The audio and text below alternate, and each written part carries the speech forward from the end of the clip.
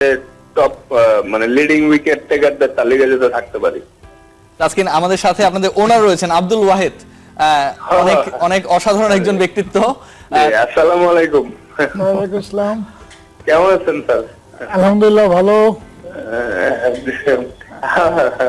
আপনার কিছু জানার রয়েছে কিনা তাসকিনের কাছে? তাসকিন কিভাবে প্রিপেয়ার করছে আব্দুল ওয়াহিদ? তাসকিন তো এখন অ্যাকচুয়ালি বলতে গেলে বাংলাদেশের একটা ব্র্যান্ড হয়ে গেছে।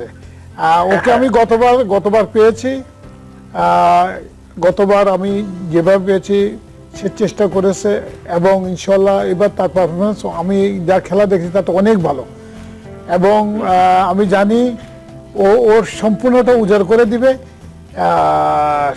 এবং ওর কাছে টিম অনেক কিছু আশা করে। আমি আশা করি তার টিমমেট যারা আছে, আমাদের টিমটা অত্যন্ত, আমরা কিন্তু এমন একটা টিম, আমরা গতবার চ্যাম্পিয়ন হইতে পারিনি কিন্তু আমাদের যে টিমের মধ্যে যেটা আমরা কখনো মন খারাপ করিনি। রাইট, আমরা কখনো মন খারাপ করিনি, আমরা উৎসাহ দিয়েছি ছেলেদেরকে যে আমরা ভালো খেলা খেলবো। তো এবার কিন্তু আমাদের যেহেতু লাস্ট ইয়ার আমাদের প্রথম বছর ছিল, এবার কিন্তু আমরা ওই জায়গায় নেই। তাসকিনের কাছে আমি সেজন্য বলছি, আমি তাসকিনের সাথে একমত। অ্যাটলিস্ট তাসকিন যেন এককভাবে অন্তত 2-3টা ম্যাচ ও নিজে জিতিয়ে দিতে পারে, এটা আমি তাসকিন কিন্তু আরো বেশি 4-5টা ম্যাচ এককভাবে জিতাইতে যাচ্ছে তাসকিন। ইনশাআল্লাহ। আসলে সত্যি কথা বলতে লাস্ট ইয়ার আমাদের টিমটা ছিল অনেক ব্যালেন্স, বাট আনফরচুনেটলি আমরা রেজাল্ট করতে পারিনি।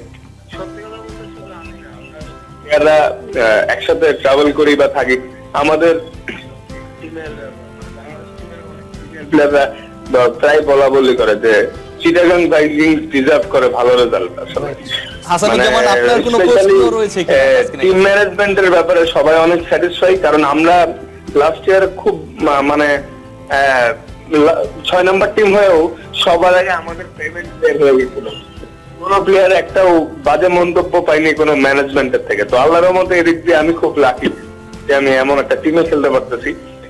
আর এটা খুব বড় সাপোর্ট আমাদের জন্য। যদি মানে আসলে তাদেরকে দেখে মানে আমাদের চিটাগাং ভাইকিংস এর ম্যানেজমেন্টদেরকে দেখে সবার বোঝা উচিত যে শিক্ষণীয় অনেক কিছু আছে আসলে চিটাগাং ভাইকিংস। হাসানুজ্জামান, কোনো প্রশ্ন থাকলে তাসকিনের কাছে?